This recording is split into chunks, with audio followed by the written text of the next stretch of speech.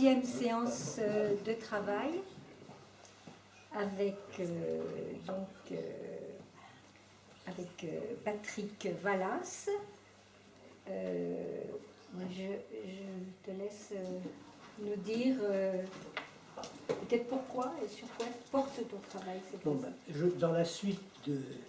Bon, quand je fais ce séminaire, la première fois j'ai amené quelque chose, mais évidemment j'ai des retours qui m'indiquent qu'il faut que je réponde à un certain nombre de préoccupations qui viennent. Donc aujourd'hui, pour la troisième séance, je vais vous développer la question de l'inconscient est-il structuré comme un langage? Alors ça, aujourd'hui, je vais l'affirmer d'une façon catégorique, et puis à la fin, je vous dirai que c'est peut-être pas tout à fait comme ça que ça se passe, mais ça sera pour une prochaine fois. Peut-être n'est-il pas structuré comme un langage. Ah, hein. D'autre part, je vous ai mis ici, peut-être que vous les voyez, un certain nombre de termes allemands. Comme je ne suis pas germanophile, il y a eu des fautes d'orthographe liées à des transcriptions diverses. Ce sont des termes que je commenterai en cours de route. Hein. Voilà. Alors, la dernière fois, Christian Dupuytrentin m'avait fait part de l'intérêt qu'il avait pris à m'entendre dire qu'au fond, l'analysant parlant, lisait en fait le texte, son texte, et tout spécialement celui de ses rêves ou de son symptôme, et il pouvait le faire à partir de l'intervention de l'analyste, dont l'interprétation, en tout cas selon Lacan, est apophantique, c'est-à-dire qu'elle ne livre pas un sens, elle fait coupure, et que par conséquent, ça fait partie de l'écriture, ça. Et que par l'intervention de l'analyste, l'analysant pouvait lire son texte autrement, ce qui pouvait changer le cours de son histoire. Par exemple, il dirait les noms du père, l'analyste intervenant à son séminaire suivant va lui proposer un séminaire les noms du père. Et vous voyez que ça, c'est le même savoir, mais ça n'a pas le même sens. Et c'est ce qui se passe tout le long d'une analyse, ce qui permet au sujet de se dégager finalement de la répétition de la jouissance ruineuse de ses symptômes. Alors évidemment, on joue sur le jeu de l'équivoque signifiant, cristal de la langue, qui permet d'écrire autrement, ce qui permet de lever l'énigme de toute énonciation du sujet, enfin, de désénonciation du sujet. Et ça soulève une question à double étage. Y a-t-il un texte déjà là, comme savoir dans le réel que véhiculerait le langage, même si ça ne se matérialise pas sur une feuille de papier, ou bien la pluie des signifiants que produit la parole a-t-elle des effets de ravinement sur un réel, faisant écriture, qui cerne finalement l'avènement d'un dire qui existe au dit du sujet. Alors, on ne peut pas nier que l'inconscient, ça parle. Hein. C'est même de là qu'est venue la formule de Lacan beaucoup plus tardivement, pour désigner le sujet, le par-l'être, qu'on développera par la suite. Et ça pose une autre question. Est-ce qu'il y a une primauté ou une primarité accordée à l'écriture sur la parole? Alors, je dois dire que ça pose de gros problèmes. Je me heurte très souvent avec ça dans les groupes analytiques. On a l'impression que les analystes, de plus en plus, en tout cas dans les mouvements que je suis, de plus en plus du côté de l'écrit, donc il y a une prolifération de publications des analystes, comme si c'était plus important que de simplement de parler. Or Lacan disait bien, et il a raison, que les paroles restent alors que les écrits s'envolent, le contraire de la formule habituelle. Et l'enfant, le petit enfant, il apprend à parler parce qu'on lui parle, d'abord. Voilà. Depuis le début de son enseignement public, 1953, Lacan situe la psychanalyse dans le champ de la parole et du langage. Et de bout en bout de son enseignement, je l'ai toujours vu privilégier la dimension de la parole. Quand il dit que la parole est menteuse, hein, que c'est pas pour dire ça au sens où c'est délibéré, c'est tout simplement parce qu'avec la parole, il y a une dimension du réel que l'on ne touche pas, puisqu'il ne peut que se mi-dire, elle ne peut que se mi-dire la vérité. Ça ne dévalorise pas la parole, alors qu'on l'entend dire souvent ailleurs, et que même chez Lacan, il y a des fois des énoncés où il a l'air de signifier que l'écrit c'est plus important pour la transmission, alors que lui-même, au niveau finalement des publications, il a parlé de poubellication, hein, carrément. Et que tous les dispositifs d'école que nous connaissons, aussi bien la cure, les contrôles, éventuellement la procédure de la passe, le travail en cartel, et pourquoi pas, en le prenant comme exemple, l'enseignement de Lacan, est passé par le biais de la parole.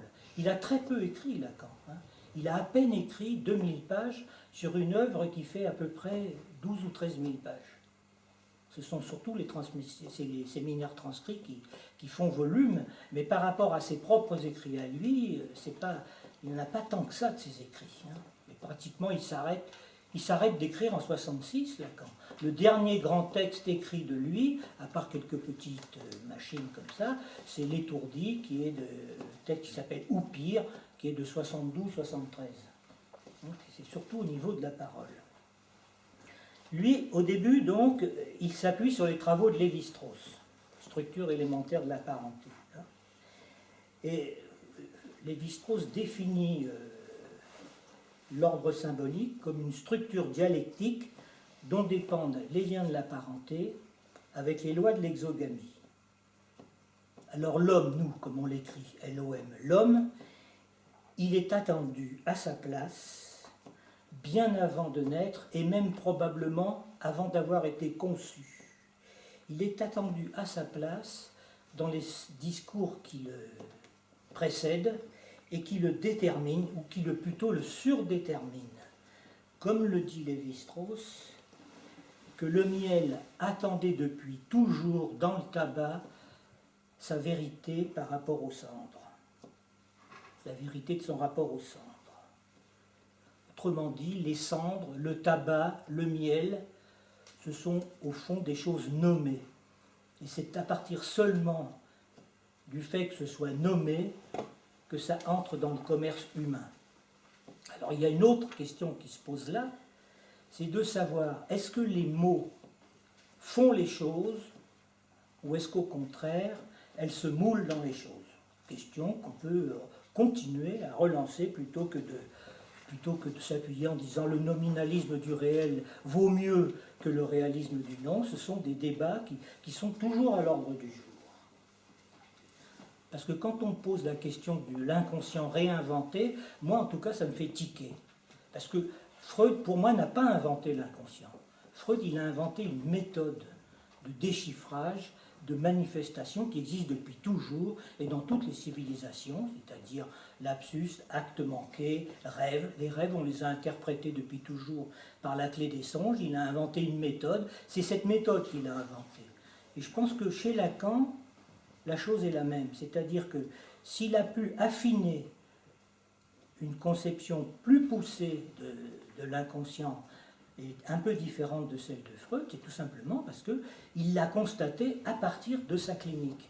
C'est sa clinique qui l'a induit à avancer de nouvelles, de nouveaux mathèmes, de nouvelles élaborations théoriques, mais ce n'est pas une réinvention de l'inconscient. Ça me paraît être... C'est une question que je pose, ça. Hein.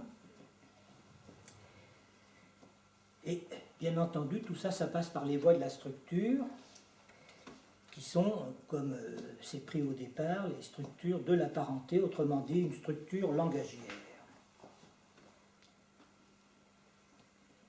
Lacan s'est appuyé sur Lévi-Strauss, non sans quelques malentendus qui apparaîtront beaucoup plus tard. Mais dès le départ, il dit que le refoulement, l'inconscient, la névrose et les symptômes, c'est ces phrases, il dit, sont entièrement structurés comme phénomènes de langage. Alors justement, en anticipant un peu sur la suite, je voudrais vous donner une très belle illustration lacanienne des rapports du signifiant à la lettre et à l'écriture, justement, que Lacan amène dans son texte qui s'appelle Liturater et qu'il produit à son retour d'un voyage au Japon en 70. Alors, il survole les plaines de la Sibérie, comme ça, de son avion, et il voit ce paysage de petites montagnes désolées qui sont ravinées par... On comprend tout de suite que c'est des histoires de pluie, ça ressemble à des arêtes de poissons, en gros. Et lui-même, finalement, devant ça, il dit que ça fait écriture. Hein, et il écrit ça, justement, liturater. Hein, et non pas... Donc il fait comme ça, il prend à contre-pied le terme de littérature, hein, et qu'on continue à lui envoyer dans les dents. Je pense qu'à quelqu'un comme Solers n'arrête pas d'interpeller Lacan sur ce point. Hein. C'est-à-dire que c'est la pluie du signifiant, les semblants, le nuage c'est des semblants, c'est du signifiant, le semblant fond, ça fait une pluie de lettres, et c'est ces lettres qui viennent raviner le terrain, et c'est une métaphore de l'écriture que Lacan produit, parce qu'il est en train, dans cette période-là, de commencer à faire la distinction entre le signifiant, qui est dans le symbolique, et en principe la lettre, qui est dans le réel. Et ce n'est pas toujours facile à saisir chez lui. Ce n'est pas toujours facile parce qu'il avance, comme toujours, sur plusieurs partitions, et d'un côté il est en avance, et d'un autre côté il est en recul, il revient en arrière, il passe son temps à faire des choses comme ça. C'est pour ça qu'on a du mal à le lire et à le travailler. C'est-à-dire que dans le symbolique, l'ordre symbolique, c'est des chaînes signifiantes, tandis que dans le réel de la langue, terme qu'il va inventer lui-même, en un seul mot, en un seul tenant, ce sont des lettres qui ne font pas chaîne. Alors, l'expression « l'inconscient est structuré comme un langage », pour lui, qui vient en 1959, donc finalement assez tardivement, c'est un pléonasme, puisque par définition, la structure est langagière. Alors, il faut faire attention, parce qu'il y a des structures dans le réel, bien sûr, hein, mais ce n'est pas les mêmes. Hein. Structures dans le réel, on sait bien que les cristaux de neige ou l'autre type de cristaux qu'on voit peuvent donner des idées pour imaginer quelque chose, mais ce n'est pas la même chose. Et alors, un truc qui est très intéressant pour nous, et que Lacan a noté, personne ne l'avait noté avant lui, il n'y a pas de nœud dans la nature. Il n'y a pas de nœud dans le corps. C'est important ça. Hein. C'est-à-dire que c'est vraiment une structure radicalement, dirais-je, identique à ce que serait l'être parlant, hein, qui correspond à l'être parlant. Quand il va formuler cet axiome, avec lequel il se met à relire tout Freud, pour retrouver le sens originaire de son œuvre, au sens même où il découvre comment Freud peut faire passer ce qu'il ne sait pas plutôt que ce qu'il sait. Ça, c'est quand même très rare, les auteurs qui arrivent à produire des écrits suffisamment, ou des productions théoriques suffisamment trouées pour qu'il y ait un autre savoir qui passe et qui pourrait éventuellement leur échapper. Et au moment où il sort cet énoncé, là justement, il est mis en question par Lefebvre-Pontalis, qui est un de ses élèves les plus proches, un de ses analysants, c'est en 1959, qui lui dit qu'il a forcé, en faisant ça, il a forcé la traduction des textes de Freud, et donc il va lui pointer un peu où ça se passe. Ça a des enjeux évidemment considérables dans la pratique, dans la théorie et surtout éthique, en ce qui concerne la transmission de la psychanalyse. En 1895, Freud publie ses études sur l'hystérie, qui l'a amené à faire un certain nombre de découvertes que je vais reprendre un peu plus loin. Et il publie dans la foulée un très long texte théorique qu'il appelle l'Enfurt, l'esquisse, qu'il envoie à Fliss. Il ne le lui a plus jamais réclamé, et ce texte a été redécouvert en 1950. Donc, Et d'emblée, il y a un malentendu majeur qui est lié à l'interprétation des éditeurs de ce texte, en anglais d'ailleurs, et notamment d'Ernest Jones, dans le premier tome de sa biographie de Freud. Il traduit ça comme étant une esquisse, est-ce que c'est ça, esquisse d'une psychologie scientifique, 1895.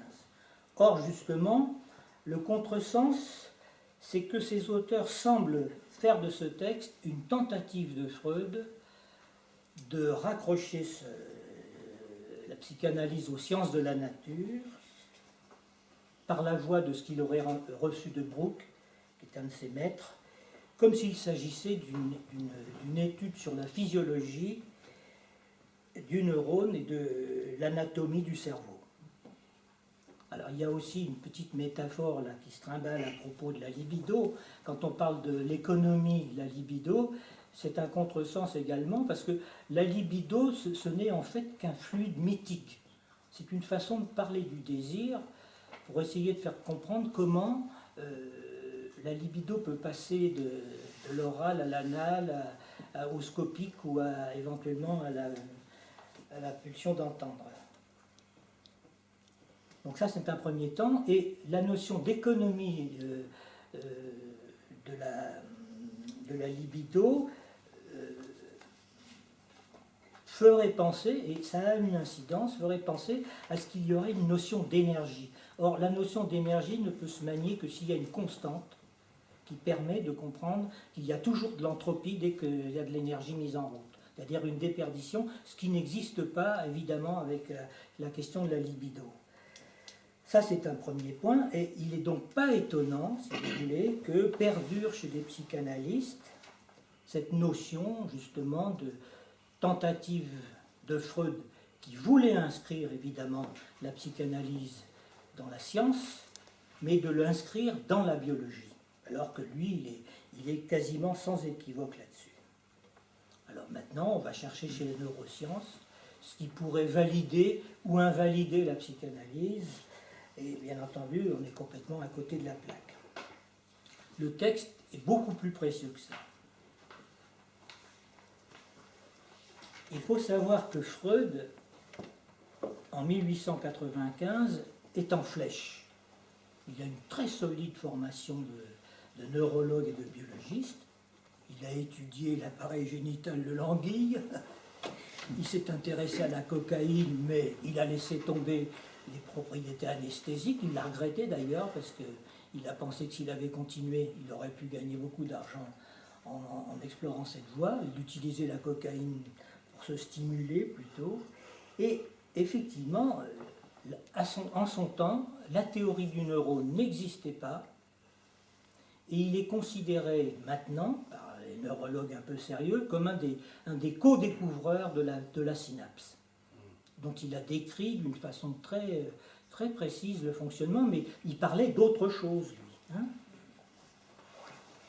Alors, il souligne, et c'est ça qu'il a retenu justement d'emblée, sur le fait qu'au niveau de la synapse, il y a une rupture de continuité entre les neurones. Hein, et qu'à ce niveau-là, des connexions peuvent se faire et se défaire en se renouvelant. Ce qui était à l'époque très très en avance et pendant très longtemps, puisque même jusqu'aux années 60-65, on pensait que le cerveau, une fois en place, enfin développé, ne bougeait plus et il y avait une déperdition neuronale tout au long de la vie, alors qu'aujourd'hui on s'aperçoit que ce n'est pas vrai. Hein. De toute façon, le cerveau ne s'use que si l'on s'en sert. C'est-à-dire que quand vous ne faites rien, les neurones se développent et quand vous travaillez, les neurones se... Contrairement à ce qu'on s'imagine. C'est un peu un contresens du truc. Ça veut bien dire que ça se passe ailleurs. Les fameuses connexions, justement. Ce n'est pas de connexion neuronale dont on parle. Puis vous savez, les neurones, avec leurs petites dendrites là, qui bougent, vous avez déjà vu des films, on en voit, c'est très impressionnant d'ailleurs. Et bien, le personnage d'E.T. de Spielberg, il ressemble à un neurone géant. On dirait un poulpe. Et vous remarquerez qu'il y a beaucoup de films de science-fiction où il y a ces petits monstres, ils ressemblent à des neurones. Donc on peut se demander où ils sont allés chercher ça, mais c'est pas exclu que ce soit par là, quoi. Hein. En fait, le cerveau, c'est pas fait pour penser. Bon. Bref, Freud le nomme appareil neuronique. Il ne parle pas du système nerveux central. C'est pas ça dont il parle. Donc chez lui, pas de panthobiologisme, s'il y en a du côté de ses suivants, pour certains, en tout cas. Il procède toujours de la même façon. Il se fonde d'abord sur les données de la clinique, d'ailleurs il n'avait pas autre chose comme matériel, donc il n'y avait pas d'erreur à faire, il était le premier à se lancer là-dedans. Et il dit qu'en observant le fonctionnement de cet appareil qu'il a construit, on verra apparaître les fonctions psychologiques. Et voilà le schéma qu'il va donner de son appareil neuronique, qu'il dispose en 3 systèmes qui s'enchaînent. Il y a d'une part les neurones phi. Les neurones phi sont en contact avec le monde extérieur et ils sont spécialisés dans la décharge des trop grandes quantités de stimulation. Et d'une façon générale, très souvent, ils produisent des réponses quasi-réflexes pour se soustraire à la source trop importante venant de l'extérieur. C'est vrai que si on vous fait peur, vous avez des palpitations cardiaques, et donc il va falloir trouver un moyen de les contrôler, des choses comme ça, par exemple. Ensuite, il y a les neurones psi, qui se différencient à ce moment-là, et qui, eux, sont en contact avec les neurones phi et le monde intérieur, repérant les phénomènes de faim, de soif, de respiration ou les stimuli, les impulsions sexuelles. Et ils sont spécialisés dans la capacité d'accumulation de petites quantités d'énergie selon un principe de constance. Et à partir de ces neurones psi vont se spécialiser les neurones oméga, dont le rôle est la transformation de la quantité d'énergie en qualité.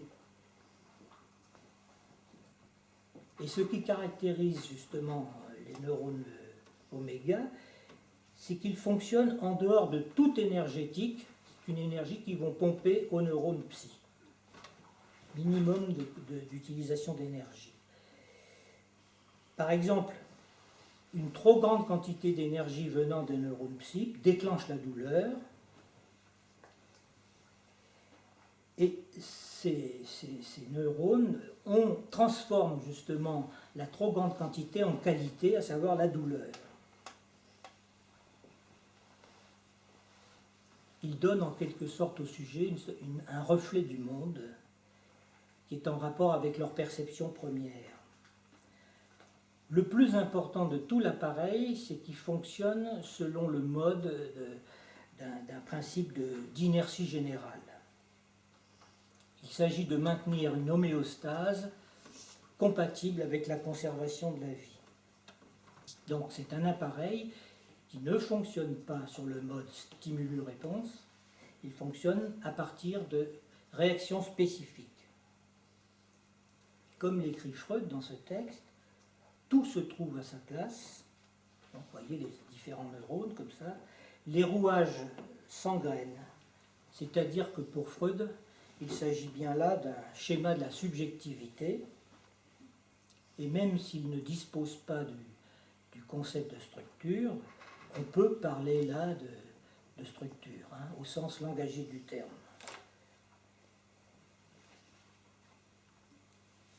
Une structure qui est repérée dans les effets d'après-coup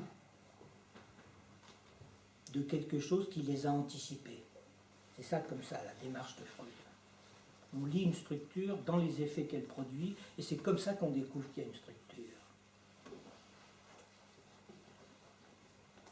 Cet appareil fonctionne pour justement, baisse d'attention, que le sujet puisse obtenir une satisfaction qui est en fait une satisfaction de l'être et non pas une satisfaction de ses besoins. Bien sûr, quand les besoins se font sentir, le sujet aura une réaction spécifique pour pouvoir se les procurer, mais c'est un fonctionnement qui est interne d'abord. Hein. Et ce qui est intéressant, c'est que justement le plaisir, la sensation de plaisir, on l'expérimente tous les jours, elle est obtenue justement dans la décharge de toute tension, le moins de tension possible pour pouvoir rester bien peinard. Hein. Et d'une façon générale, les épicuriens, c'est un petit peu ce qu'ils préconisent. D'ailleurs, Lacan disait que c'était des porcs,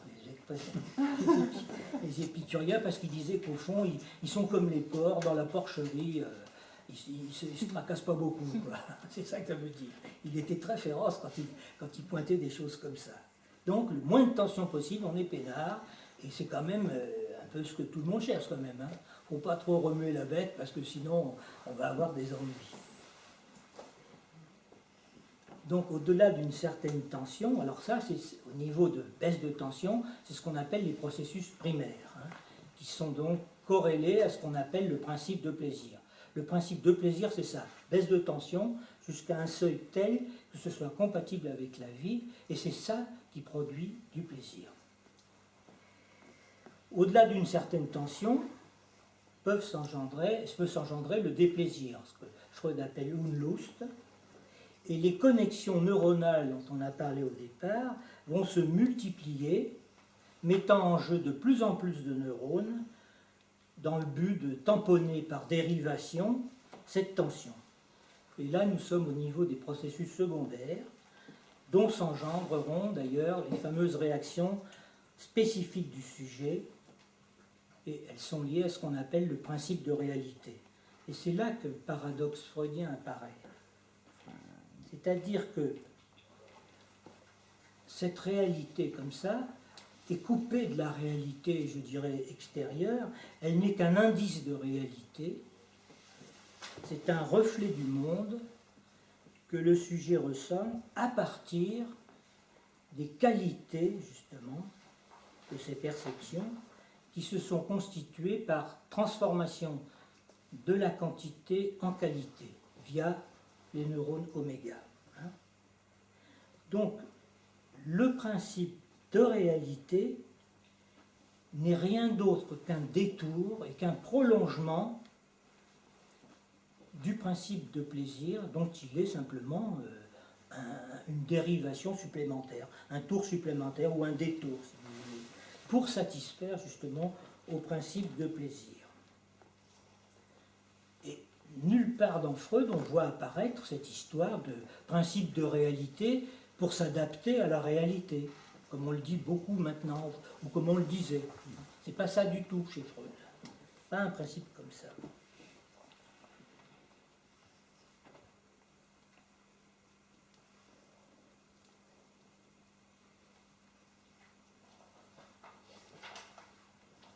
C'est une façon de dire que d'une perception d'un réel originaire, comme ça, on est passé à la réalité du fantasme propre à chacun. Fenêtre sur le réel, dirait Lacan, qui est lié justement à des représentations langagières et imaginaires, puisqu'elles sont liées dans le fantasme. Imaginaire et symbolique, c'est un montage du fantasme, qui fait fenêtre sur le réel. C'est pour ça que je ne sais pas si je vous l'ai dit, mais dans son avion, quand Lacan observe le hublot, on pourrait dire que c'est la fenêtre de son fantasme, et c'est lui, sujet réel, qui interprète cette métaphore de l'écriture à travers ce qu'il voit. Mais il l'interprète à partir de ses propres représentations. Parce que, évidemment, là aussi, c'est une autre chose. Quand on parle du sujet dans la psychanalyse, c'est pas ce fameux sujet du signifiant seulement qui est lié à une combinatoire signifiante, c'est aussi le sujet réel, c'est-à-dire l'individu que nous sommes tous. Nous avons un nom, on a une histoire, une jouissance spécifique, et que c'est ça le sujet de la psychanalyse. C'est ce sujet, disons, pathématique qui vient en analyse parce qu'il souffre, justement. Ce n'est pas le sujet du signifiant, la combinatoire signifiante de nos amis comme Milner, par exemple, qui sont fort brillants là-dessus. Ils sont dans la logique pure, mais enfin bon, on a affaire à un sujet pathématique, donc, même s'il y a des déterminations logiques. Alors, là, je vais vous parler juste d'un petit schéma qui est dans l'éthique. Enfin, il est décrit dans l'éthique, mais il n'est pas reproduit. Lacan produit à ce moment-là une sorte de petit schéma qui est un peu comme si vous aviez un anneau, donc, ou bien une bande pour faire du hula hop, comme ça, où il y a un intérieur, il y a un trou intérieur qui communique avec l'extérieur. Donc dans le trou central, il y a du réel qui est à la fois interne et externe. C'est pas comme dans le... Mais il n'y a pas de frontière entre les deux. Hein. Et d'autre part, Lacan, il a une conception du corps. Pour Lacan, alors que pour la plupart des gens, c'est comme ça, pour Lacan, le corps, c'est pas un sac. Hein. Un sac avec des organes à l'intérieur, c'est vraiment un tore, qui est ouvert sur l'intérieur. Il y a deux bouts quand même au corps. Hein. La bouche et l'anus, c'est ouvert. Il y a un intérieur et un ouvert. Donc le rapport entre le réel intérieur et extérieur, ça fait question, justement, par rapport à la perception du corps.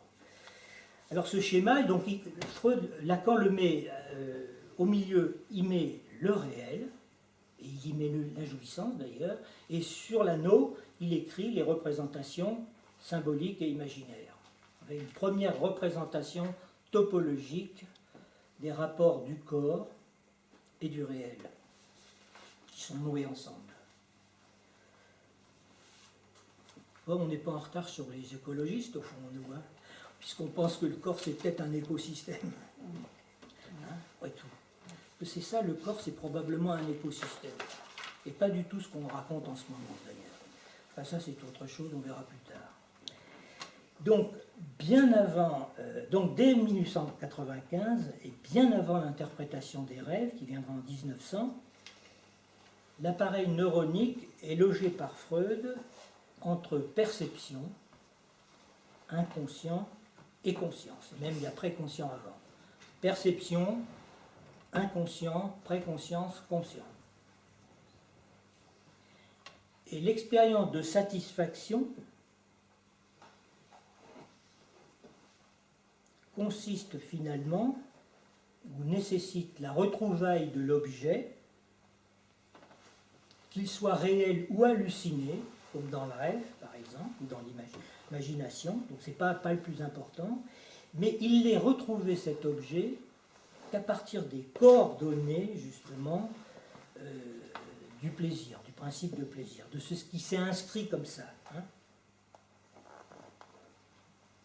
Et ce n'est au fond, cet objet de satisfaction du sujet, n'est qu'un objet retrouvé au regard de l'objet premier perdu, irrémédiablement perdu, qui fait trou, ce fameux trou-là qui est au centre du tore.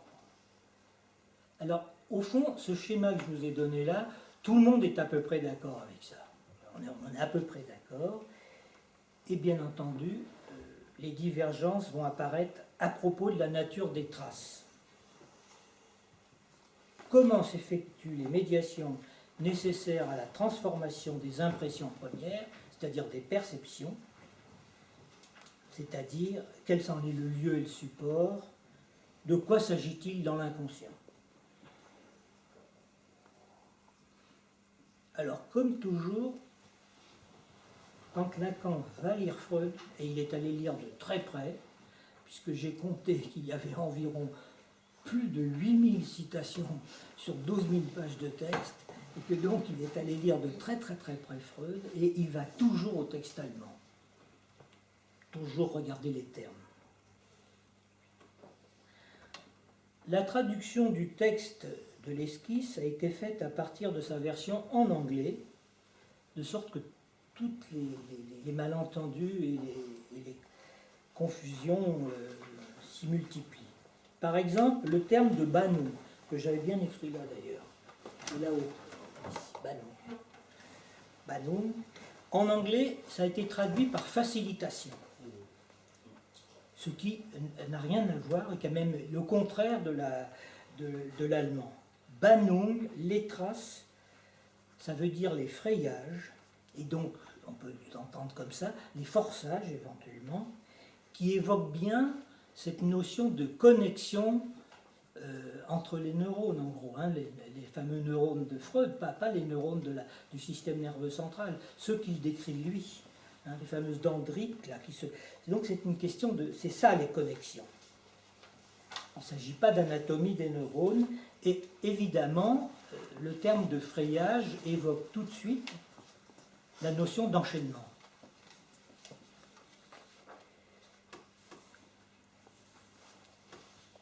Et on a bien vu que Freud disait que la maturation de l'appareil psychique permettait le passage de la notion de quantité à la notion de qualité par frayage.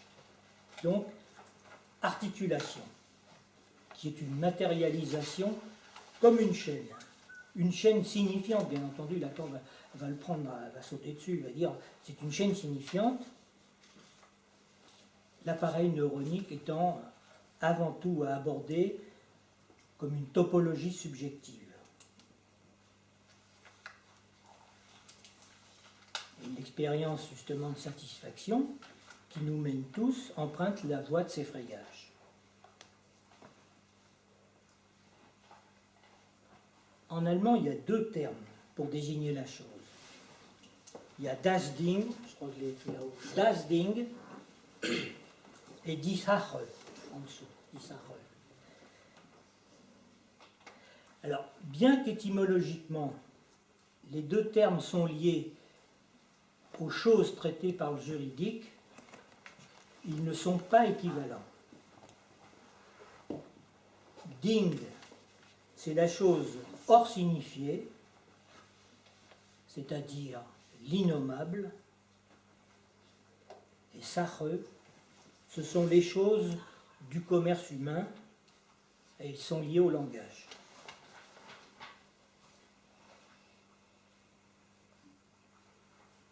Il semblerait que dans son texte de 1915,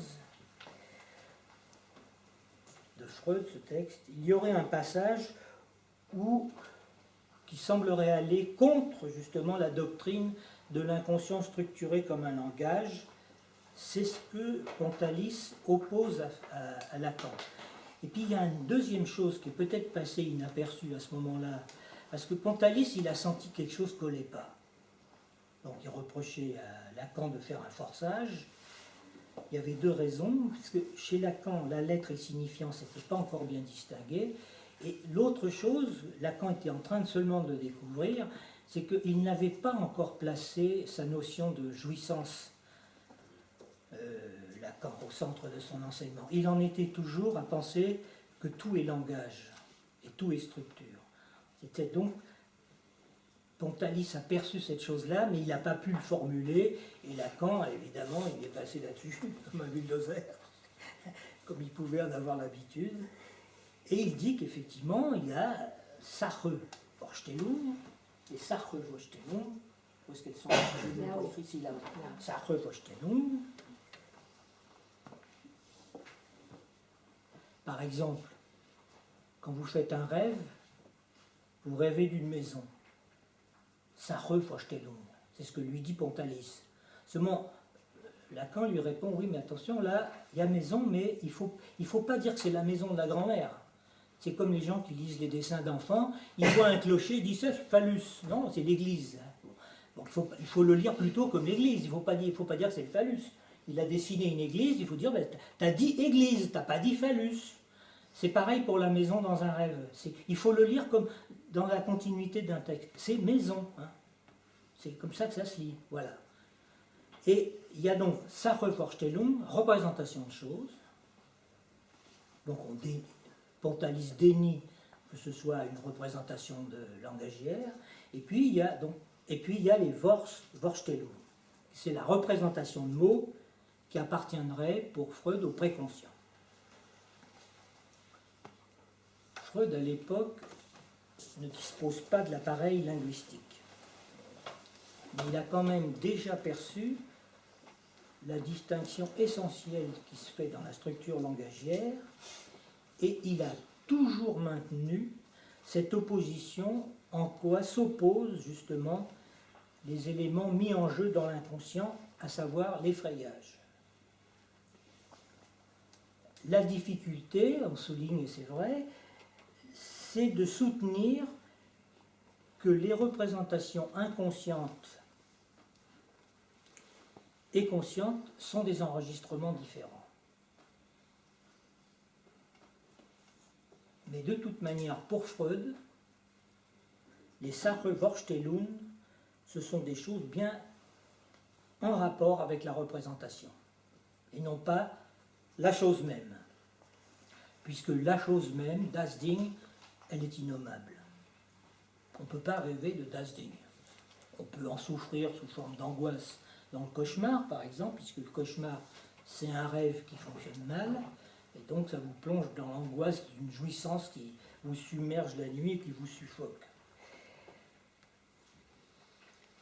Et chez Freud, justement, cette distinction a toujours été maintenue, de sorte qu'on peut dire, en le lisant, que Sache, les choses, et Wort, les mots, sont liés nécessairement comme un couple signifiant-signifié, dont lui ne dispose pas à l'époque. Et d'ailleurs, il parle très bien de Sache-Vorstellung et pas du tout de Ding-Vorstellung. Le terme de das Ding, donc, on en trouve une trace dans le texte originaire de l'esquisse en 1895, et surtout dans un article plus tardif de 1925 qui s'appelle le terme de dénégation, enfin s'appelle l'article dénégation. Et la chose, Freud la situe ailleurs que dans cette action réfléchie par les mots. Et das Ding, c'est le secret véritable du paradoxe du principe de réalité chez Freud. C'est ce qu'il dit à la fin de ses rêves quand il mène le débat autour de la différence à faire entre la réalité matérielle, comme il dit, realitat, qui est après tout une façon de nommer le réel, comme ça on peut dire, et la réalité psychique que l'on trouve dans le rêve, c'est-à-dire le reflet fantasmatique du monde, hein, dans le système du sujet. Seulement, dire la chose, même Ding d'ailleurs, c'est déjà un premier codage linguistique. Et dans la chose, Freud nomme le nouage finalement entre le désir, Wunsch, et le plaisir, Lust, puisque pour lui, le désir se réalise comme plaisir. Hein. C'est donc conjugué chez lui à l'époque. Lacan, il va y introduire le terme de jouissance, mais qui n'est pas encore bien cerné par lui. Donc, das Ding, c'est la réalité originaire, qui est irréductible à toute représentation. Et on pourrait dire que c'est le réel. Je ne vais pas dire impossible à écrire, puisque Lacan va passer son temps à dire qu'on peut essayer de l'écrire. Bon, le réel innommable, dont l'appareil neuronique, comme je l'ai dit tout à l'heure, a pour fonction de tamponner le trop de tension qui serait incompatible avec le maintien de la vie. Freud l'a repéré dans la répétition quand il dit qu'il y a un au-delà du principe de plaisir et que ça se manifeste en termes de douleur, justement, et que c'est quelque chose qui a une contrainte de répétition qui est liée à ça. Et la cause de la répétition, ce n'est pas forcément le signifiant, c'est la jouissance qui est cause de la répétition. Pour retrouver, chercher à retrouver un originaire qu'on ne retrouve jamais. Donc, das Ding. Alors, dans le texte de la dénégation, c'est ça qui est intéressant, c'est que Freud fait bien la différence entre ce qu'il appelle le jugement d'attribution, c'est-à-dire que dans les premières perceptions du monde extérieur, de la chose, pour le sujet, alors évidemment, on voit bien que c'est un raisonnement qui joue de quelque chose de mythique, là quand même. Il y a une décision qui se fait entre ce que le sujet se dit, ça c'est moi, et ce que je ne veux pas, ce qui me déplaît, c'est extérieur, ce n'est pas moi, c'est le non-moi. La différence entre le moi et le non-moi chez Freud, c'est le jugement d'attribution. Et il faut qu'il y ait eu cette incorporation, pour le dire, de ce qui est moi par rapport à ce qui est non-moi, pour que puisse s'établir le jugement d'existence, qui est second. on ne peut juger de l'existence de quelque chose que parce qu'il y a eu une attribution première. Sinon, ben, on ne peut pas juger de l'existence. Et on peut tous faire des expériences comme ça. Maintenant, c'est de plus en plus difficile. Mais si vous alliez dans des régions du monde qui vous sont totalement inconnues, hein, si on vous lâchait par exemple au milieu des glaciers de la Patagonie en plein hiver, là, dans les coins où nous emmène Ushuaïa, vous seriez tout seul dans la forêt à moins 40 de température, vous verriez ce que c'est que le Dazding là. Vous n'auriez pas vos repères de jugement d'existence parce qu'il y aurait un réel tellement massif qui s'imposerait à vous que ça ferait des effets comme ça. Maintenant, c'est plus rare. Autrefois, les gens, ils voyagent pour ça. Ils aiment bien voyager pour essayer de trouver du nouveau par rapport à leur existence. Et en fait, au bout de quelques semaines, on ramène toujours avec soi nos propres traces qui nous ramènent à notre névrose, même si elle met plusieurs années à vous rattraper quand vous émigrez ailleurs. Bon, enfin... Toujours est-il que, voilà, Dazding, c'est ça. La chose innommable, non nommable, dont il s'agit de tamponner le trop de tension qui serait incompatible avec la vie.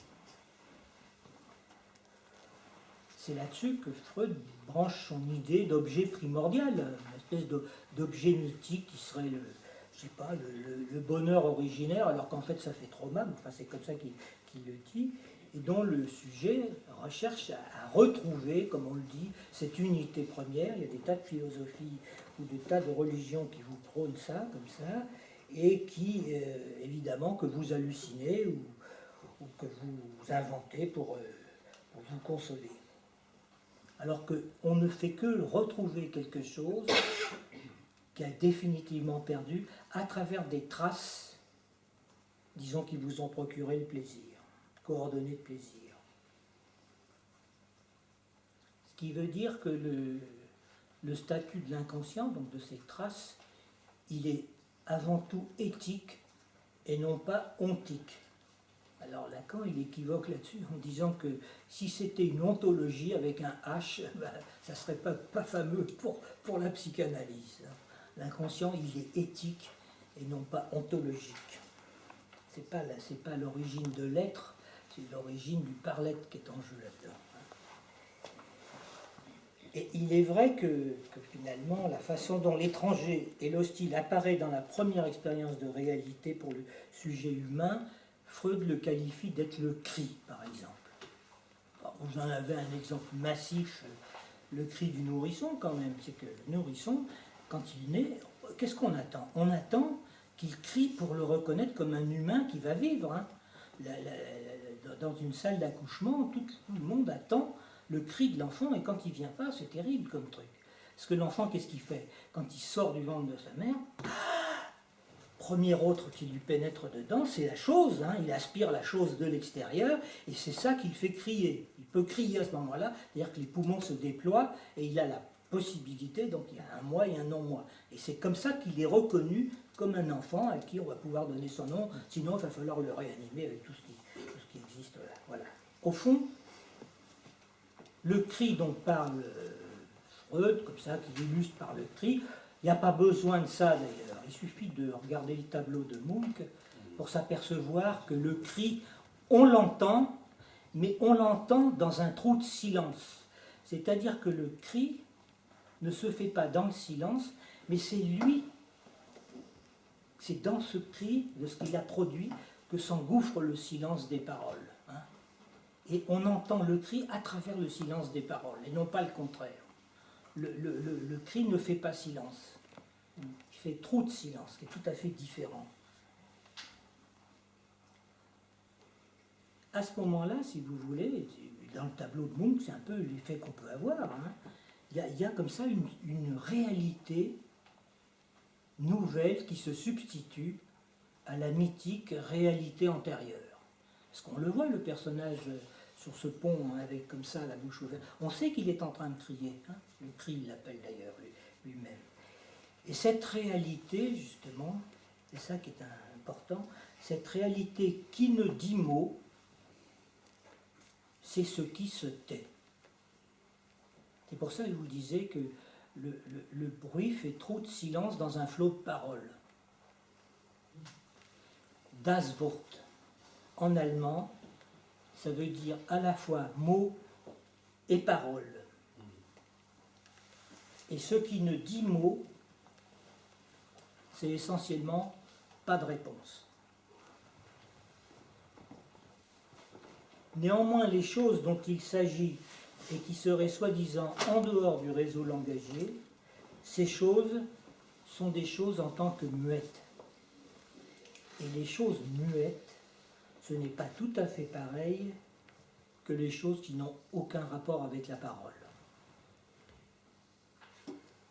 Si vous connaissez le groupe des Marx Brothers, le plus parlant, justement, c'est le muet, c'est Harpo. C'est celui qui parle le plus. Ça donnera d'ailleurs le secret de ce que les personnes qui sont nées sourdes et muettes, ben, ils sont dans le langage quand même. Bon. Dans son article sur le refoulement, 1915, Freud insiste sur la prévalence extraordinairement manifeste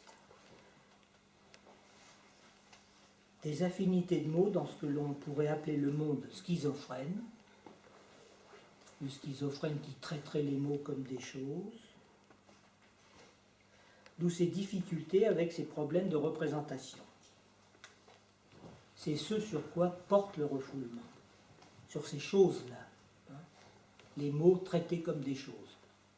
C'est l'histoire de la maison. C'est pas la maison qui est chosifiée, c'est simplement le mot qui est là. Hein. C'est la chose qui est plutôt dite en mots, même si c'est représenté par une image.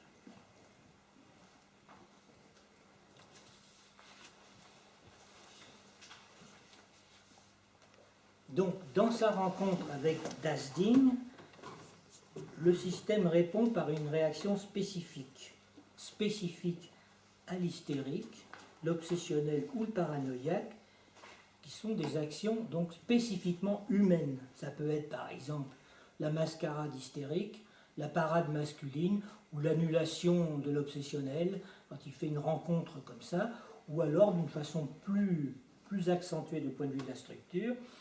Dans la rencontre avec la castration, c'est la dénégation du névrosé, c'est la forclusion du psychotique, ou c'est le démenti du pervers, qui sont des stratégies, donc des réactions spécifiques dans la rencontre avec quelque chose qui est l'ordre du trou, et qui est porté sur le corps éventuellement. Hein. Donc, dans son texte 1925, Dasding s'isole, texte de Freud, comme le terme étranger autour de quoi tournent toutes les représentations, les Vorstellung, Freud va placer justement son appareil inconscient. C'est déjà écrit dans la lettre 52 et la lettre 56, il parle d'impression, Niederschrift, je crois que ça veut dire en fond, c'est au sens d'imprimerie, mais c'est pas un engramme comme sur une bande magnétique, c'est inscrit comme ça, écrit, c'est de l'écriture, et Freud utilise le terme d'archive, c'est archivé. Il les présente avec un schéma où il y a des liasses, comme ça. Hein. C'est important parce que c'est des supports dont il va falloir qu'on approche, mais pas aujourd'hui, mais c'est des choses, c'est comme ça qu'il parle de la constitution de la mémoire. Et entre perception et conscience, il sort un nouveau mot. Il y a seulement des Vorstellung Repräsentanz. Celui-là ici, ce terme-là. Vorstellung Repräsentanz. 1915. Ne peuvent être refoulés que des Vorstellung Repräsentanz.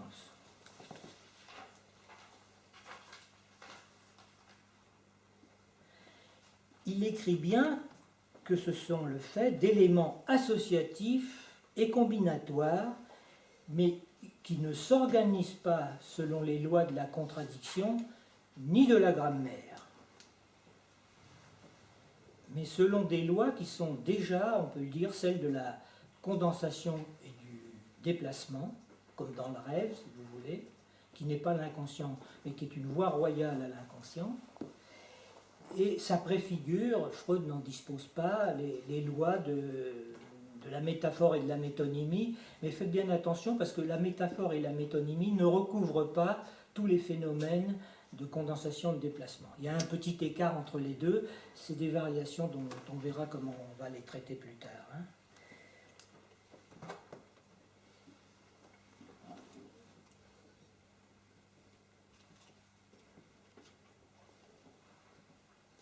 Donc, dans l'inconscient se passent des processus de la pensée qui ne seraient jamais rien pour la conscience s'ils ne pouvaient lui être apportés par l'intermédiaire d'un discours. Et sans le moindre ambiguïté, Freud dit que dans le préconscient, il s'agit de Vorstellung, c'est-à-dire des mots. Ce qui vient à la conscience, c'est la perception de ce discours, donc qui nous précède ou qui nous succéderont.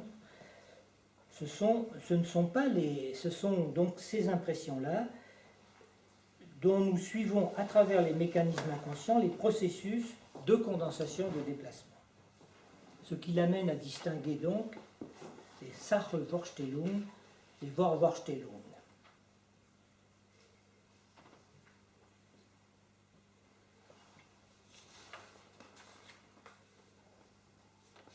Comme je l'avais dit précédemment, Sache-Vorstellung qui ont des effets comme signifiant deux significations, autrement dit les mots.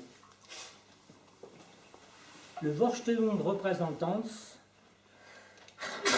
Lacan le traduit de la façon suivante, il dit que c'est le représentant de la représentation. La représentation de quoi? Mais du mouvement pulsionnel qui n'est pas l'instinct. Et pour étoffer la chose, Freud va dire que, justement, sans ambiguïté, que l'affect n'est pas refoulé, il est détaché et va s'accrocher à une autre représentation. Hein? C'est-à-dire que pour lui, seuls sont refoulés les Vorstellung Repräsentanz, et non pas les signifiés, les effets du refoulement. Les affects se détachent et vont s'accrocher à d'autres représentations. Il le dit, Freud, l'accès hystérique n'est aucune décharge.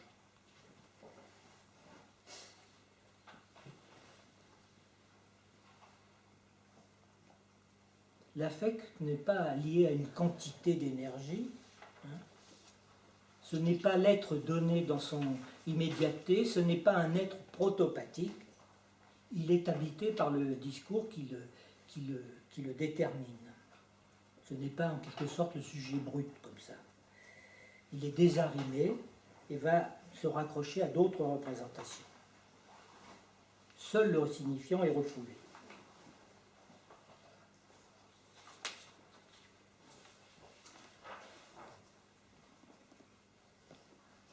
Quant à ce qui est hors signifiant, par exemple, toute la pulsion n'est peut-être pas significantisée, mais en tout cas, on ne peut savoir des choses que celles dont on peut parler. Hein. Ce qu'on éprouve sans pouvoir en dire quoi que ce soit, ben on l'éprouve, mais on n'a pas le savoir. Autrement dit, c'est ça qui est important à retenir, c'est que, contrairement à ce que les gens s'imaginent, Lacan ne fait pas la promotion d'un impérialisme du langage. Au contraire, lui, il dit que pas tout est langage. Hein. Par contre, le savoir, oui, ça appartient au monde du langage.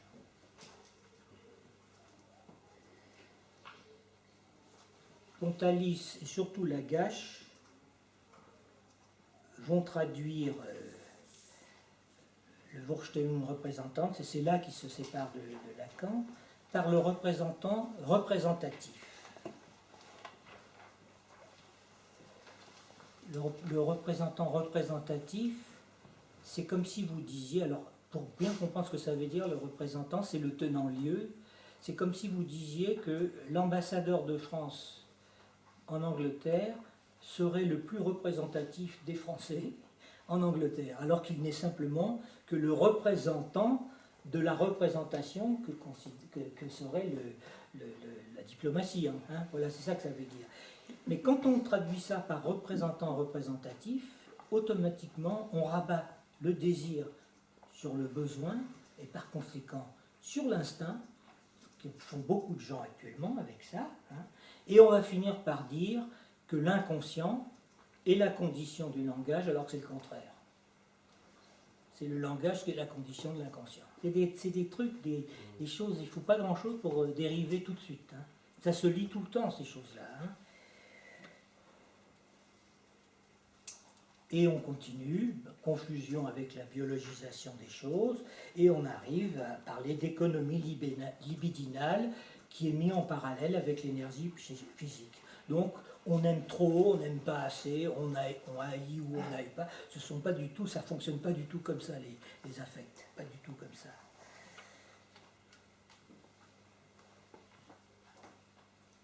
Le représentant de la représentation, c'est le tenant-lieu de quelque chose qui manque. Le signifiant, il vient à la place de l'objet perdu irrémédiablement du fait de l'incidence langagière sur le corps.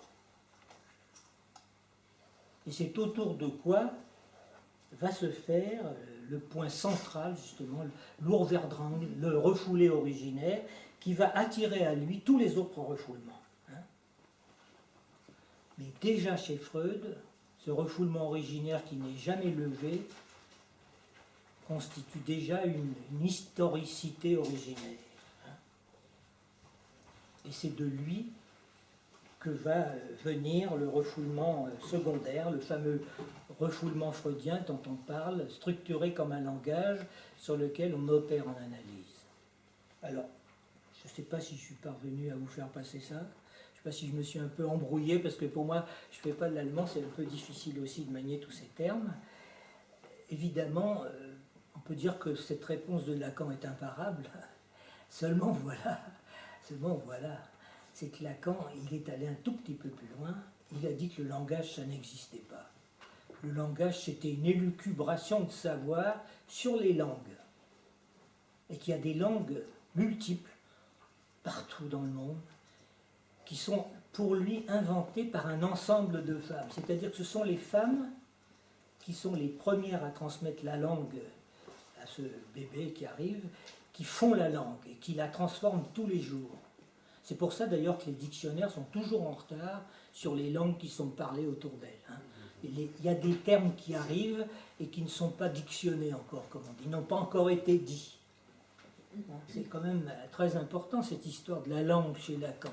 C'est pour ça que se pose la question que j'avais posée au départ de la primarité de l'écrit sur ce qui est dit. Hein.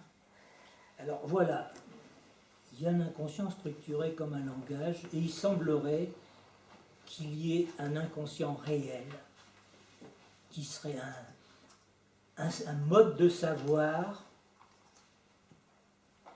qui se dépose dans les langues et qui n'appartient pas à l'inconscient, qui n'est pas refoulé, qui émerge dans le réel pour tout sujet.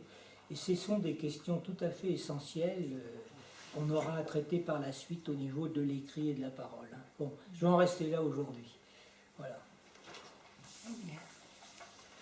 Merci Patrick, c'était très impressionnant ce voyage qu'on a refait,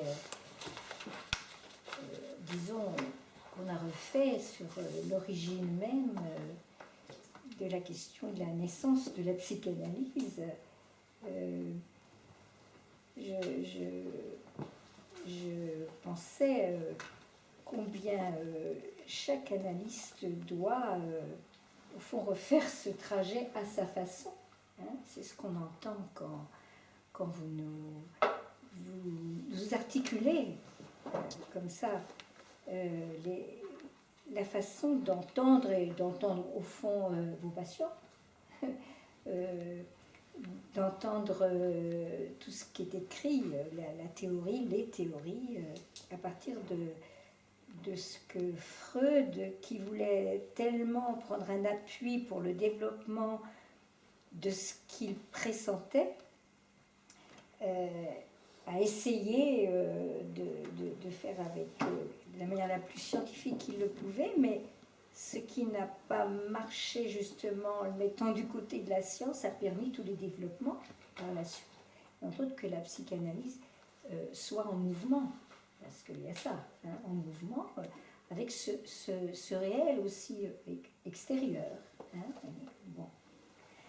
J'ai pensé encore à une chose, c'est combien Lacan, par rapport à une écriture qui serait figée, quelqu'un lui disait à un moment donné d'écrire pour la préface d'un livre quelque chose, et il était étonné de la remarque qu'on lui faisait qu'il écrivait vite. Et il disait, mais non, j'écris pas vite, c'est pas du tout ça, c'est que pour écrire, moi, j'ai besoin de recommencer 10 fois, et après la 10e fois, quelque chose enfin tombe, et là c'est écrit. Donc c'est vraiment, je crois, ce qu'on a pu entendre, c'est à quel point il faut laisser une ouverture à notre lecture de ce qu'on peut lire de la psychanalyse ou de ce qu'on peut entendre du discours des patients, qui a à voir aussi avec le corps parlant. Hein. Enfin, beaucoup de choses qui ont été soulevées comme ça aujourd'hui. Voilà ce qui m'est venu là, entre autres. Donc maintenant, on vous écoute.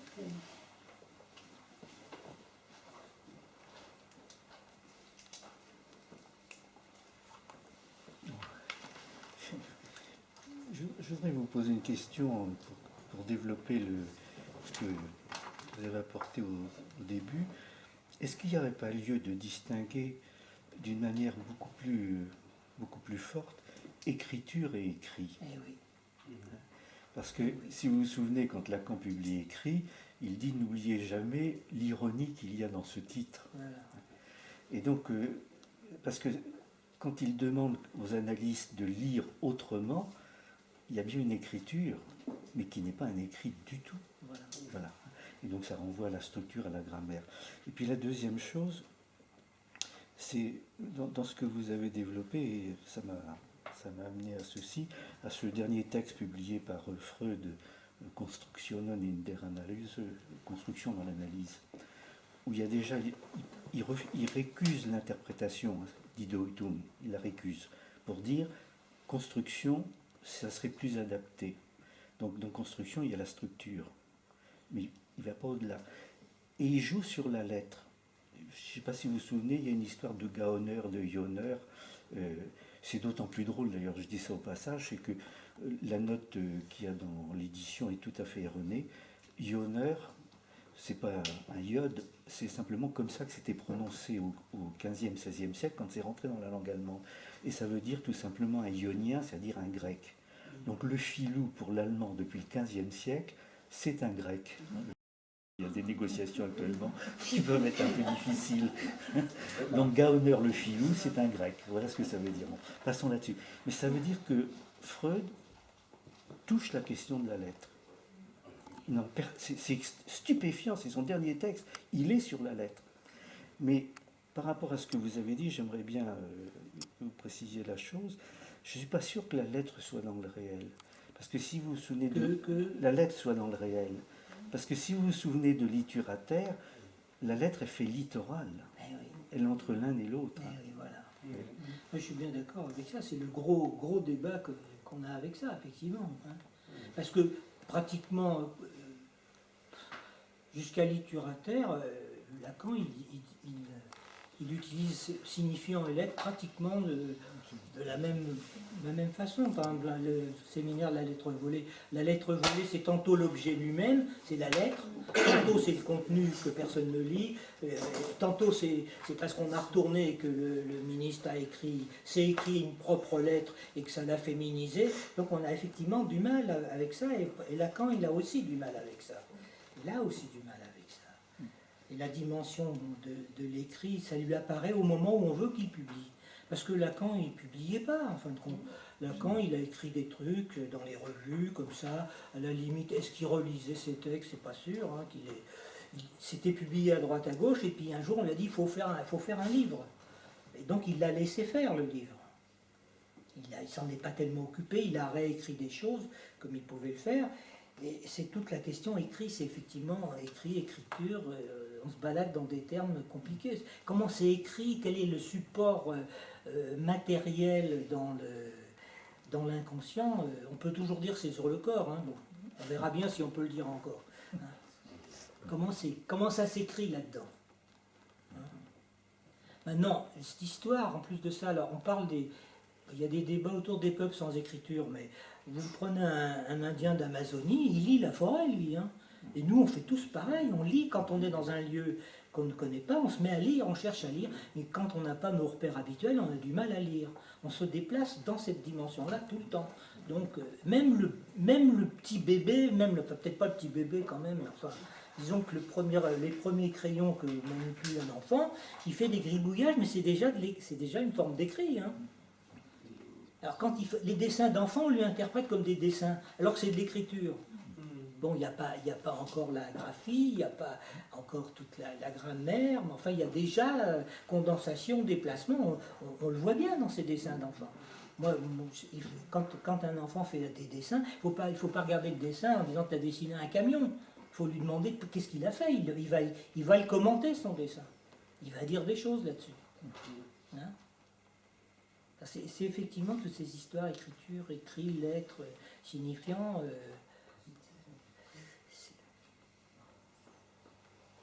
Moi, je ne démords pas de dire qu'il faut que ça... Il y a le parler qui est prévalent, d'abord. Il faut parler. D'abord, il faut que ça parle. Tous les dispositifs d'école pour Lacan sont des dispositifs de parole. Et lui-même, son propre séminaire était un dispositif de parole. Et Socrate, il a parlé, Platon a écrit, mais Socrate, il a parlé, et il a eu le génie de faire passer la parole de Socrate. C'est-à-dire que quand on lit Platon, on a l'impression que c'est Socrate qui parle. C'est pour ça qu'on aime Socrate tant que ça. Parce que Platon ne l'aime pas. L'amour platonique, ça ne plaît pas beaucoup. Mais par contre, Socrate, on l'aime, Socrate. C'est passé comme ça. Je pose une question actuelle concernant la prolifération des analyses par mail. Ça se fait de plus en plus. Moi, je ne sais pas comment, je ne connais pas cette pratique-là. En tout cas, c'est pas réfléchi de ce côté-là. C'est réfléchi comme une technique de communication. Non, c'est pas très réfléchi. Lacan, on pouvait lui apporter des écrits, il ne les regardait pas. Hein. Il les prenait, puis il ne vous les rendait jamais d'ailleurs. Donc il gardait, mais il ne regardait pas. Non. Moi, j'ai vu de tas de livres dans sa bibliothèque. Il y avait une bibliothèque, il mettait des livres, alors on prend des bouquins, puis on regarde. À l'époque, les livres, il fallait les ouvrir. Hein. Il y avait des pages comme ça. Et alors, il lisait la dédicace, puis des fois, à la fin, il avait ouvert les 2 dernières pages pour voir la conclusion, et tout le contenu du livre, il ne l'avait pas lu. Je te l'ai dit, il ne pouvait pas lire tout ce qu'on lui envoyait, mais enfin... Et vers la fin, moi je pense, vers la fin en tout cas, je pense que il a de moins en... D'abord, il a plus écrit, et il a probablement de moins en moins lu. Il a lu ses propres productions broméennes, et il a montré comment c'était difficile de trouver, est-ce que c'est ça le broméen, difficile d'inventer une nouvelle écriture qui ne passe pas par la lettre. Parce que lui, il y avait deux dispositifs langagiers pour le sujet humain. Il y avait la parole, le signifiant, et il y avait la lettre. C'était déjà un premier type de dispositif. Effectivement, Freud, il a fait passer des choses comme ça. Mais à la fin, il a cherché une nouvelle écriture à travers le nœud borroméen. Alors, moi, je ne sais pas lire les nœuds borroméens, mais j'ai travaillé avec des topologues très performants, puisque c'était quand même des gens comme Souris ou même Vapro. C'est des gens, ils lisent les nœuds, ils se parlent entre... Les topologues, ils travaillent entre eux, ils se font des nœuds toute la semaine. Moi, j'ai fait un cartel j'étais plus un, en plus, donc chargé d'animer le travail de chacun et même de permettre la production de travaux. Et ils venaient tous avec des tas de nœuds borroméens qui s'échangeaient entre eux. Moi, je regardais ça, ils savaient qu'il y avait un dessous qui ne collait pas, enfin des trucs, moi je ne voyais pas ces trucs-là. Lacan en a témoigné au tableau. Hein. Il en a témoigné de la difficulté d'écrire. Alors, c'est difficile d'écrire. Hein.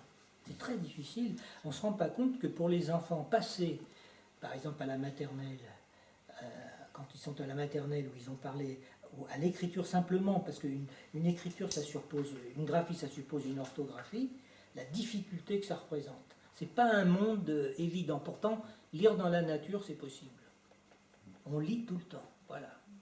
Alors, où sont ces traces? Elles sont où? Elles sont dans nos mémoires, bien sûr, mais qu'est-ce que c'est que cette mémoire? Elles sont dans les monuments, elles sont dans l'organisation du village, elles sont dans les discours elles sont là, nos traces qu'on retrouve tout le temps quand on se déplace dans le monde. C'est pour ça que ça revient tout le temps, le truc. Il y a la répétition des marques, mais ça prend forme de discours dans ce qu'on rencontre dans la vie quotidienne. Hein. C'est ça qui revient tout le temps, qui nous revient tout le temps. La langue dont on entendait parler tout à l'heure, la langue par les femmes, par l'intermédiaire des femmes, elle est quand même quelque chose qui, bien que apparemment véhiculé, touche à la jouissance de chaque sujet, les petits nourrissons, les humains que nous sommes. C'est-à-dire qu'il y a là quelque chose de spécifique. La jouissance, justement, c'est pas tellement à deux. Il n'y a pas de rapport sexuel, on va dire. Dis les choses comme un peu brutalement. Sauf là. Ah ben, Justement, mais il s'agit là, il ne s'agit plus de parler, on va dire, justement. Alors, on est dans cette, je suis dans cette question par rapport à ce que j'ai entendu. C'est-à-dire, la langue, ce qui a initié au fond la possibilité pour un sujet d'accéder avec quelque chose qui lui est propre à quelque chose de plus général, à travers le langage, les gestes de la mère, les codifications qu'elle a apportées, et la propre jouissance qu'elle avait dans sa façon de parler et de s'occuper de l'enfant. Elle est donc très particulière à chaque sujet. C'est l'origine des traces quand même. C'est ça.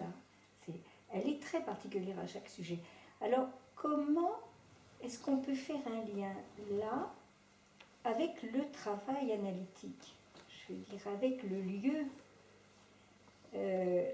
le lieu d'abord où nous entendons, où nous avons fait notre analyse, où nous entendons, où nous pouvons lire, et peut-être où nous ne pouvons même plus lire, avec les mots et avec l'alphabet, on va dire.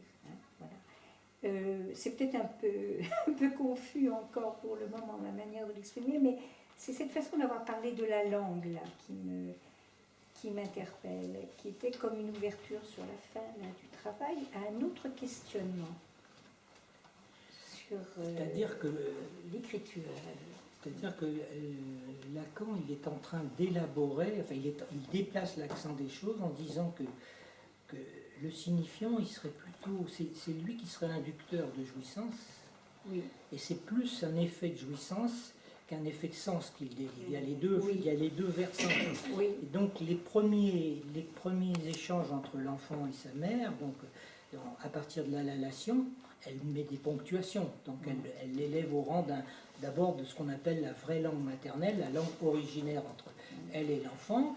Et elle installe, elle met en place des petits bouts de choses qui sont déjà des premières approches du langage. Ça peut être un idiome, c'est pas simplement de la lalation, et ça fait trace de jouissance sur le corps de l'enfant. Hein. Par les soins, il y a pour ça que toutes ces traces s'inscrivent sur le mode de ce qu'on disait tout à l'heure, de principe de plaisir, enfin, il y a quelque chose de cet ordre-là. Hein. Trace par les coupures qu'elle mettait oui. dans une jouissance primordiale. Et c'est assez qui serait ruineuse. c'est assez stéréotypé en plus, d'une certaine façon. Hein. Oui, oui. C'est quand même. C'est codifié, oui, par son. Déjà, elle-même, elle applique des méthodes qu'elle a apprises, donc ça se transmet comme ça. Oui. Mais en faisant ça, quand on dit l'ensemble des femmes, c'est là que la langue change et que les néologismes apparaissent et que toutes ces choses apparaissent. Écrire un néologisme, on l'écrit, mais ça ne s'écrit pas forcément un néologisme. Quand on se met à l'écrire, on le voit apparaître comme néologisme. L'analysant qui parle, il y a des fois des analysants, on se dit, mais qu'est-ce qu'il est en train de dire là? Et en fait, c'est une lalation. Il se met à parler d'un truc, et puis d'un seul coup ça part, et puis on n'entend plus rien, on entend une lalation qui... Mais bon, on l'écoute à un moment donné, bien sûr, puis on peut l'interrompre pour ponctuer, pour dire, ah bon, oui, c'est ça, ou éventuellement, pour qu'il reprenne éventuellement la parole un peu sur une autre dimension. Hein. Ce dont vous parlez là, c'est ce que Lacan, dans la conférence sur le symptôme à Genève, quand il dit « j'ai cherché le terme le plus proche de l'allation », c'est la langue dans un seul mot. C'est la langue dans un seul mot. Oui. Donc qu'il a sorti à Rome en 74 dans sa conférence de presse. C'est là qu'il a sorti le... Non, c'était en 72 dans le séminaire au Pire. Il a envoyé un type au tableau. Écrivez-moi la langue. Alors je suis allé au tableau. Il a écrit la langue en 2 mots. Il s'est fait engueuler le pauvre. Parce que c'est pas comme ça qu'il voulait l'écrire. La langue, ça a permis à Lacan de sortir du naufrage de la linguistique. Parce que la linguistique, il dit très bien, c'est une élucubration de savoir sur la langue. La langue, c'est pas fait pour communiquer. La langue, c'est fait pour jouir. Et puis ensuite, dans un second temps, éventuellement pour se faire reconnaître. C'est un mode de jouissance, déjà. Hein. Le signifiant fait jouir d'abord, avant que d'interdire la jouissance, que c'était le point de départ. Donc tout ça, c'est au travail, quoi. Hein, c'est au travail. Autre chose, justement à propos de l'inconscient, ce sera une prochaine fois, c'est qu'il va finir. Bon, il dit que le langage est une élucubration de savoir sur la langue. Terminé. Bon, de ce côté-là, il est en train de trouver autre chose. Mais il va dire aussi que le savoir supposé, c'est peut-être qu'une élucubration. Donc sa conception de l'inconscient, y compris freudien, inconscient structuré comme un langage, ce n'est peut-être qu'une élucubration aussi. Et que le vrai, il y a peut-être un autre savoir qui se dépose dans la langue et qui, lui, est autre chose. Et qui apparaît, alors là, il a une petite pointe avec ça, difficile à suivre, il dit que ça surgit comme dans un lapsus. Et il utilise le terme de l'esp d'un lasp, c'est-à-dire que l'espace d'un lapsus, il le réduit pour bien montrer de quoi il s'agit, c'est comme un éclair, comme ça, qui apparaît, et que là, il y a un savoir que le sujet, ça lui sort en parlant, et que c'est complètement une énigme. Alors il y a des sujets qui cherchent à récupérer ça dans des interprétations, et nous avions notre grand ami Gérard Miller qui interprétait les lapsus de nos hommes politiques, qui était donc complètement à côté de la plaque, parce que chacun a fait des lapsus qui lui appartiennent, on ne peut pas interpréter un lapsus, d'autant plus que pour Lacan, il semblerait bien qu'on ne peut pas interpréter le lapsus comme étant une formation de l'inconscient. Il va donner une nouvelle définition de l'inconscient, justement en utilisant la bévue, l'unbewusst, l'unbewusst. Bon, ça c'est des choses qu'on va apprendre, on va essayer de cerner. Où ça s'inscrit les traces de l'inconscient? Sur le corps, mais qu'est-ce que c'est que ce corps? C'est pas sur l'organisme. Qu'est-ce que c'est que le corps pour nous? C'est une forme, hein, c'est déjà le corps, c'est une forme déjà. Donc c'est pas la structure. C'est un effet de la structure, mais c'est une forme. Et ça a une fonction sur le développement du corps. C'est pas la forme vue dans le miroir, c'est vraiment une forme en tant qu'elle est réelle. Et d'ailleurs, quand on se décompose, quand on est mort, on voit bien que la forme disparaît et qu'on n'a plus affaire à un corps, on a affaire à un réel comme ça. Il en parle à propos d'Oedipe à Colonne, justement. Il ne meurt pas d'Oedipe, il se dissout dans le réel. On voit bien que la consistance du corps, c'est quelque chose qui est autre. Voilà, alors tout ça, ça s'inscrit là-dedans. Les inscriptions, comme il dit, il y a des représentations imbéciles qui s'inscrivent sur le corps. Par exemple, vous en donnez plusieurs, quand on rigole, c'est la rate qui se dilate. Il y a des gens qui le croient, hein. Et c'est vrai qu'on devient tout rouge, et c'est la rate qui se dilate, qui se contracte et qui diffuse les globules rouges, donc on devient tout rouge. Quand on a faim, on a l'estomac dans les talons. Il y a des gens qui pensent que quand ils ont faim, ils ont fait... Si, je vous ai garanti, moi j'en ai rencontré. Et comme ça, hein, ou bien j'ai la peur au ventre. Ou j'ai les foies. Allez, on voit le foie. Le foie. Mais d'autant plus que les médecins ils vous disent que si vous buvez, vous allez mourir. Donc vous avez les foies. Et bien, quand on est amoureux, hein, c'est une question de cœur. Donc on voit bien les représentations imbéciles qui s'inscrivent sur le corps comme surface d'inscription d'un certain nombre de termes qui sont bien entendu passés dans la langue commune et qu'on véhicule constamment entre nous comme ça. Hein. Une fiction du corps. Oui, ce sont des fictions. C'est même, à la limite, c'est des fictions comme Lacan l'écrit, non pas avec un C mais avec un X. C'est des fictions de points de jouissance. Oui, c'est ça. Hein? Oui. Et on voit bien comment, justement là, dans la langue, le signifiant, il a une fonction de jouissance. Oui, Il est cause de jouissance, il n'est pas simplement halte à la jouissance. Hein. oui. Il est cause, comme il dit, matérielle, et il l'utilise dans la langue, justement. Il parle de la motérialité, Lacan. Il parle de la motérialité de la langue en un seul mot. Motérialité, où il contracte le terme de mot et de matière en même temps. Donc il joue sur cette dimension de la langue qui n'est plus simplement chaîne signifiante, mais qui est réelle. Alors, tout ça, ça va venir dans la suite. Je sais que c'est une question très difficile, l'histoire de l'écrit. Moi, j'ai eu du mal à faire ça, justement, parce que, à propos de ces traces, il a fallu vraiment, effectivement, que Lacan fasse des forçages, et on comprend que ses auditeurs aient fait quelques résistances à ça. D'ailleurs, 3 ans après, ils lui ont interdit de revenir dans l'international. Ils se sont ligués, celui-là, on lui dit, celui-là, on n'en veut plus. Il n'a pas pu réintégrer l'international, alors qu'il voulait réintégrer l'international. Hein. Parce qu'on s'est dit, celui-là, il commence à bien faire. C'est qu'il pointait des choses qui étaient tellement radicalement nouvelles que... Donc il résistait à ça. Hein. C'est vrai qu'aller chercher des termes comme Sache-Vorstellung, tous ces trucs-là, c'est des fois confus, même chez Freud. Moi, j'ai tiré aussi du côté de Lacan, parce que j'aime bien Lacan, et que je trouve qu'on se repère mieux avec Lacan qu'avec d'autres. Voilà. Bien. Alors, je propose...